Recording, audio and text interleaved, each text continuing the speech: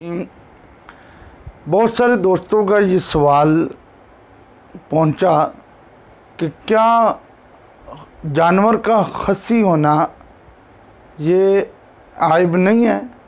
तो ये याद रखें, जानवर का खस्सी होना ये कोई नक्स या आइब नहीं है, बल्कि जानवर का खस्सी होना ये अफजल है। अल्लाह के रसूल सल्लल्लाहु अलैहि वसल्लम के सहाबी हज़रत सैयदना जाबिर रज़ी अल्लाह ताला अन्हु रवायत करते हैं, नबी पाक सल्लल्लाहु अलैहि वसल्लम ने 2 मेंढे मंगवाए और वो खस्सी मेंढे मंगवाए और मेरे आका सल्लल्लाहु अलैहि वसल्लम ने उन दोनों की कुर्बानी की।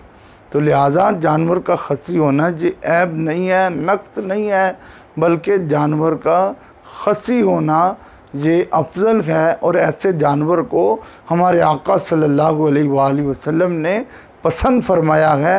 ये अबू दाऊद इब्ने माजा से हमें हदीस मौजूद।